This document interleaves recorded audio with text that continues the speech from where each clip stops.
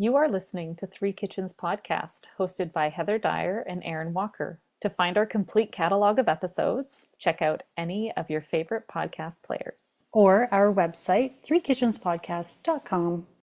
Welcome to Three Kitchens Podcast. This is a special new format for season 6. We're calling this Food for Thought. Oh, Yeah, we sure are. And here we are. We are your hosts. I'm Heather, and with me is Erin. Hello. Hi, Heather. Hi, Erin. Okay, so in this Food for Thought series, we're just taking an opportunity to talk about whatever we feel like talking about. But there's always going to be some connection to food. Yeah, some sort of story, thought, maybe However, something a bit nerdy with a however loose a tethered to connection. food a little bit, at least. Yeah, yeah. And it's not a deep dive. Gosh, So no. we're just giving you like enough to, I don't know, make you interesting at your next family dinner. You know, when you want something to talk about and you're like, oh, I know a little bit about a thing. You never know when that's going to come up on your Jeopardy topics. There you go. You can Exactly. kill it. Like I heard about that on the Food for Thought Three Kitchens episode. Exactly, yeah. It's like it's not the entree, it's the what's the French word, Erin? Aperitif? Sure. Amuse-bouche? There you go. Yeah. Okay. So in this one, our first one, because Halloween's coming up, I did a little bit of research into kitchen divination, which is the art of, I guess some people call it kitchen witchery. And so what I learned is that before tarot cards and crystal balls, people used everyday things around them to tell fortunes.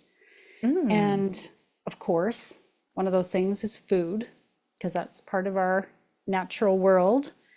Yes. And you might have heard of reading tea leaves or coffee grounds. I think that's relatively common. But let's look at some other examples. So Okay. I dug up a few. I'm going to quiz you, Erin. Oh, Okay. I wasn't prepared for that. Great. But you're a scientist, so I think you'll probably at least connect a couple of them. Let's start with ovamancy. Can you guess which type of food we're looking at to tell our fortune with ovamancy? Something to do with eggs is my Yay! guess. Ding, ding, ding. I should have had like a bell. I need one of those soundboards when we record. That's Right? like, ding! Erin got Even it like right. those things, like you can get those little sound things for like kids where it makes Yeah. silly noises. I know, we need that. Or just a bell. Or just a Dong! bell. Yeah. Okay. Okay, so it's eggs. And Eggs. I read a story about an empress in ancient Rome. Her name was Livia Drusilla. She was the empress from 27 BC to AD 14 as the wife of Augustus, the first Roman emperor. And she apparently Okay. incubated an egg between her breasts, believing that the chick's sex would predict that of her unborn child. And I'm sorry, I don't know the outcome of her efforts, if it did or not. And I have a lot of questions about the logistics. How did she keep it there? Did she ever drop it? Did she squash it? I mean, she'd have to have an ample bosom to do that. I Yes. don't know if I could keep an egg between.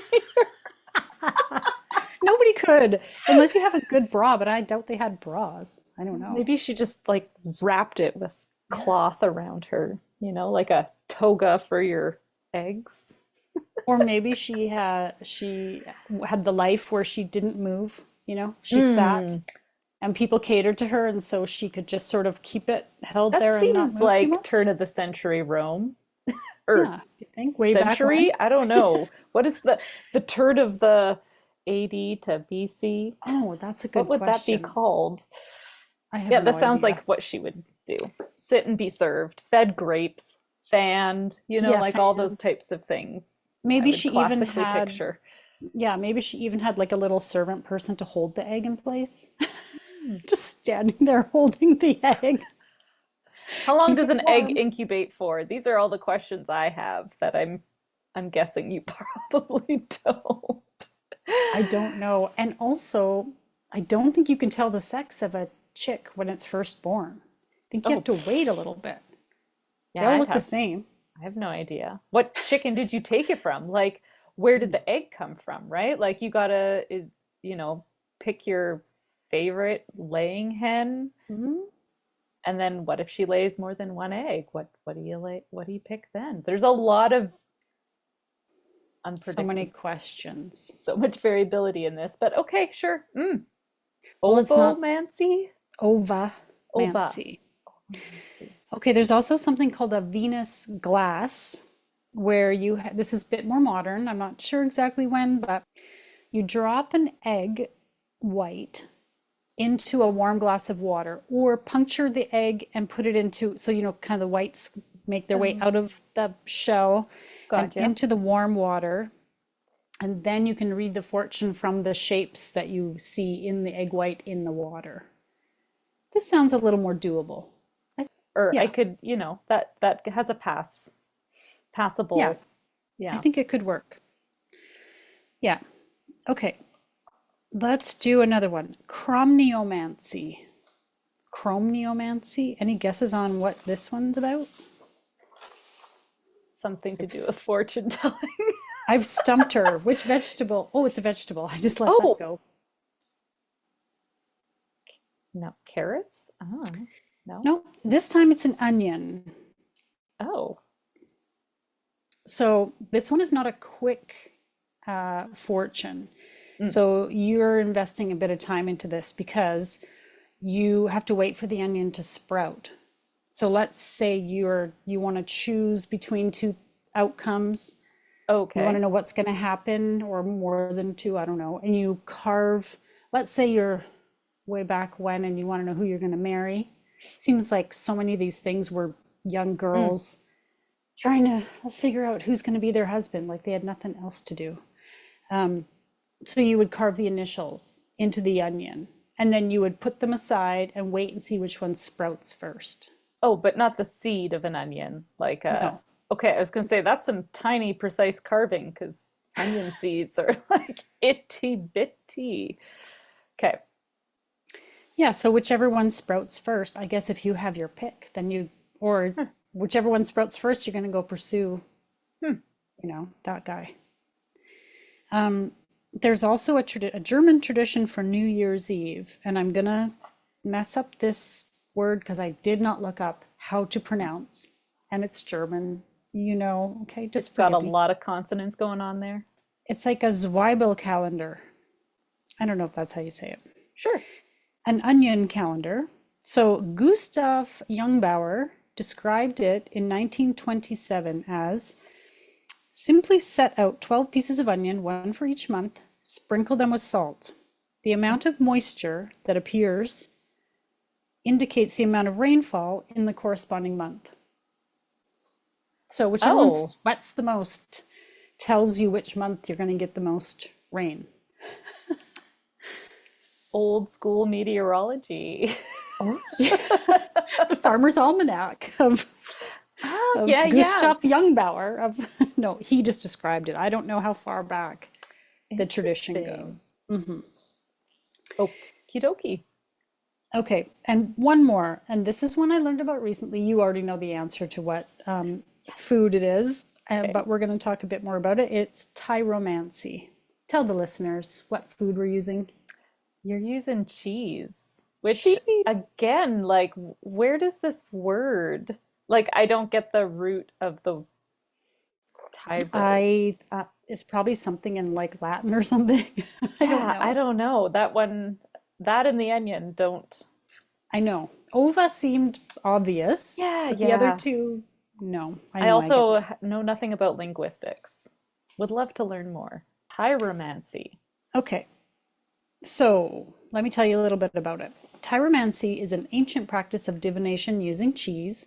It was first written about in 2nd century Greece by Artemidorus of Daldis, who criticized it. alongside other forms of unreliable fortune telling, he didn't like cheese. I mean, he felt it was the He was food of, just sad. what a sad person who What a just sad doesn't like person. cheese. Okay, but this is how he described it. It was a food of ambushes and trickery. Oh. Weird. It's Huh. a bit Ambush, that's intense. very he really doesn't like cheese. It's not just like off-putting. Not just It's like I have a lactose intolerance I don't know of, like I'm not aware of yet at this time in history. maybe it's the trickery of tasting good but then making him feel awful and Yeah. ambushing his digestive system. He had some big feelings, I think, is what we can chalk this up to. Yes. And he said that tyromancers, the people who told fortunes from cheese, sullied the work of true fortune tellers, such as liver examiners and sacrificers. Ah, yes, the righteous sacrificer.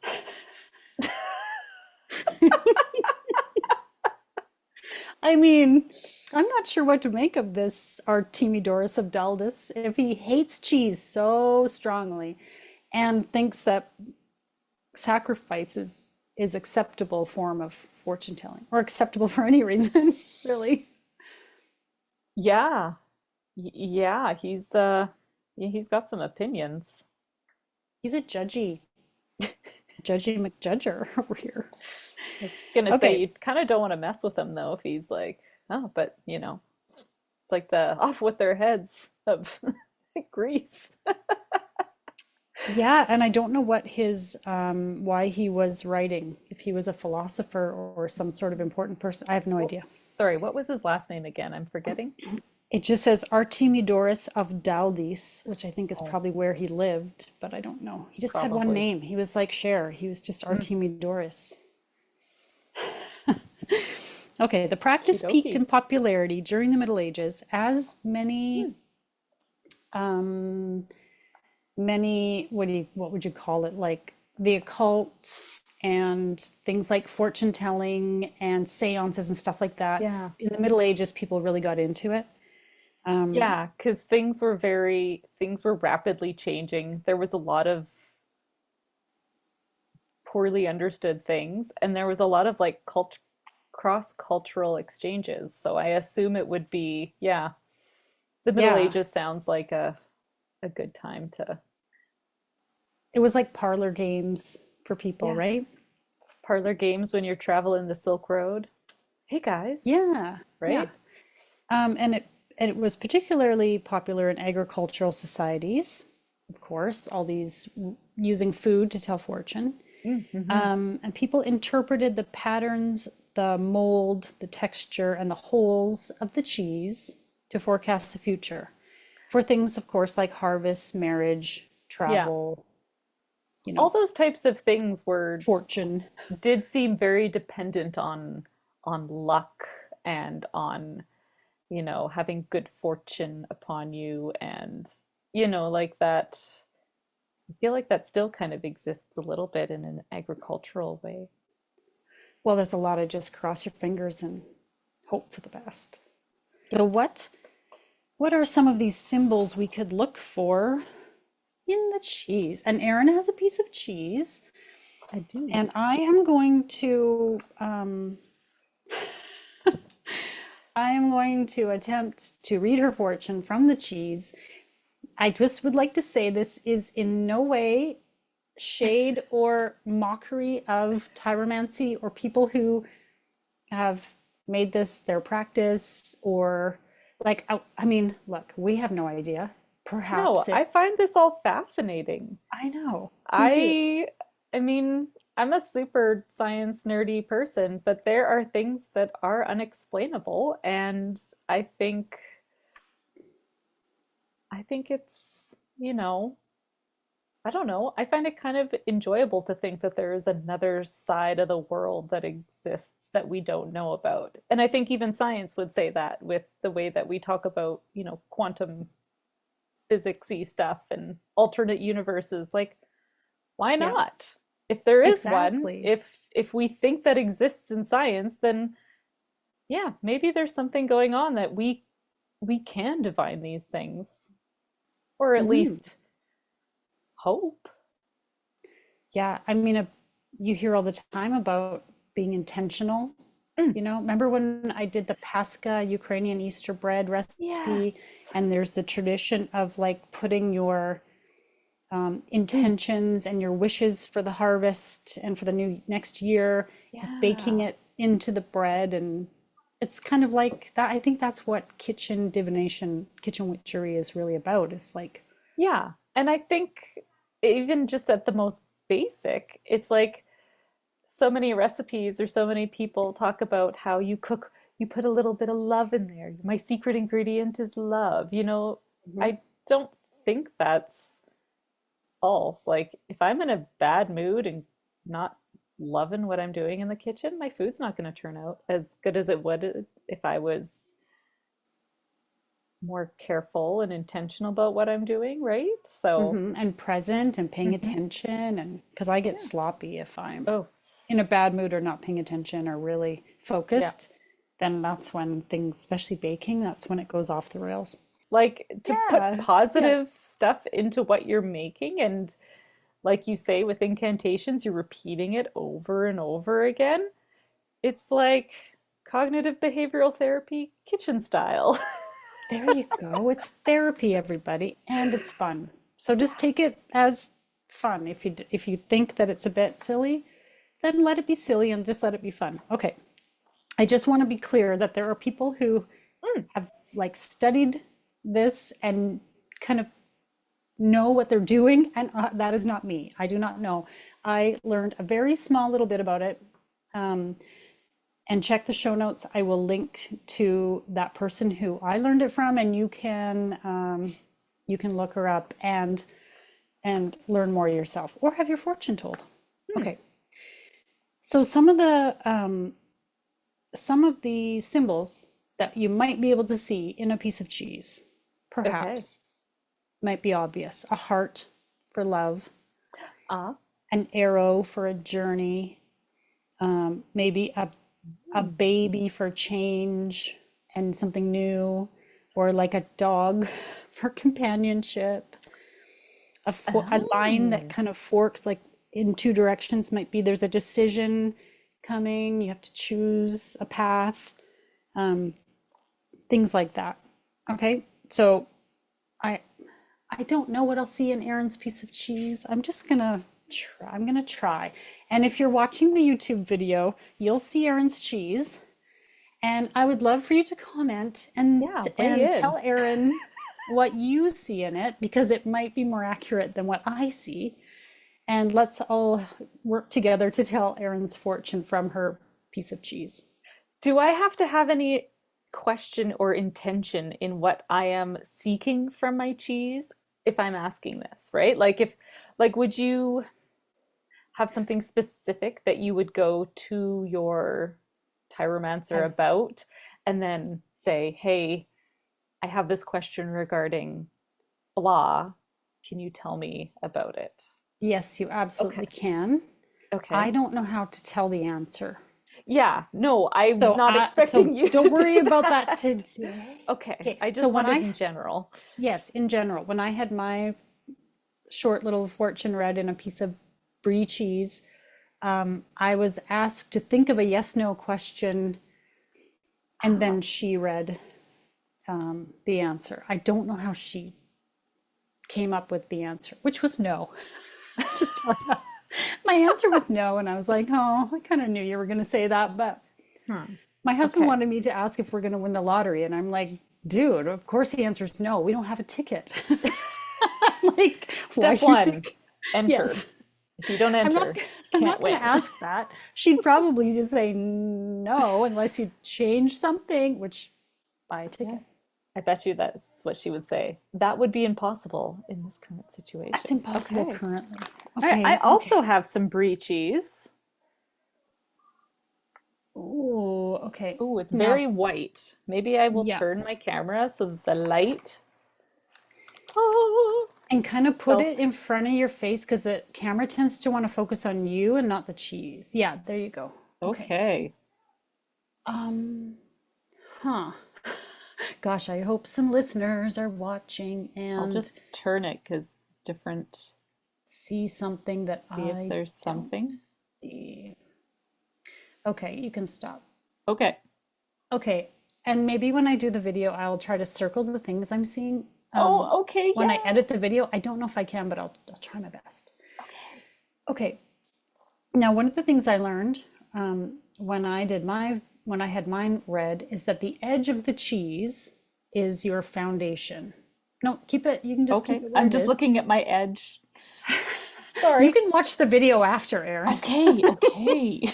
Okay, so your edges look pretty smooth and consistent. There's no like crumbling bits or smushed parts. It's as far as brie cheese goes, it's pretty smooth. So I think that means Excellent. that your foundations are strong.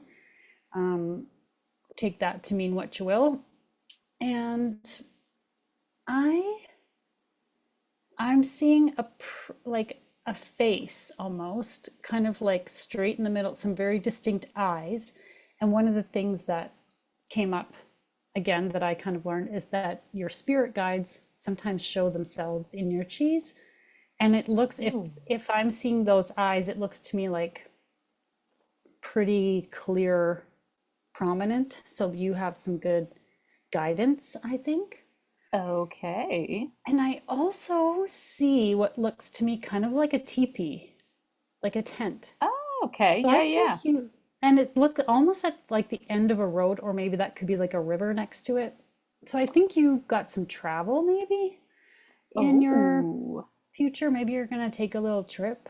I know camping season is sort of behind. Well, not necessarily for you. I know you winter camp occasionally, so maybe that's in your future. Um, am I gonna run away? Oh, maybe it's a circus tent and you're going to Maybe it's run a away to the circus. Erin, what have you got planned that I don't What know have I about? got planned?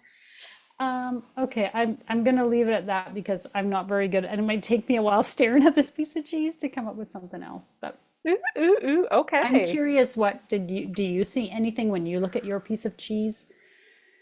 Was anything sticking out to you? I mean, there is this like line here, Hmm. which that's that's the line of wisdom because I am wizened and old. You'll become more so. And You'll that'll just keep keep keep learning, happening.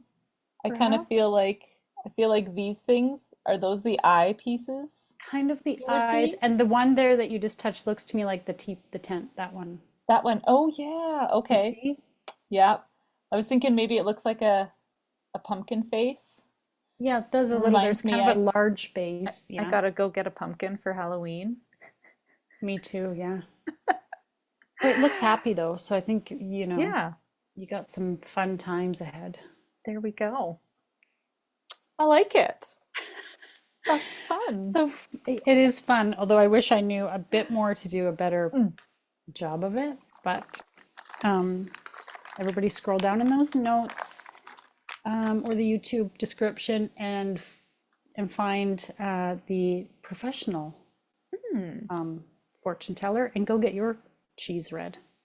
There you go. And then come back and tell us what you learned because it's a fun thing. I like this. Why not? Mhm. I feel like there's no harm in exploring different things and, just open yourself up to something that sounds strange. But now I feel better. I'm excited about potential travel. I like Yeah, it. yeah. And I think the Venus glass with the egg white in it would be something fairly easy that we could, maybe the kids would like to try. Do something like this with your kids because I think it Oh, would be fun. yeah, not a bad idea. That is a fun idea. Yeah. Okay, that's it for this very first edition, edition episode. I always want to say issue, and that doesn't work. Yeah. of food for thought Huh. with your favorite home cooking podcast, Three Kitchens. Goodbye, everybody. How's And that for now an for the ending? fine print. Links to recipes and other things we talked about in this episode can be found in the show notes or on our website, www.threekitchenspodcast.com. Come say hello on Instagram, Facebook, Threads, YouTube, and TikTok. We'd love to connect. And if you enjoy the show, pass it on. Word of mouth is the #1 way people learn about new podcasts. Thank you so much for listening.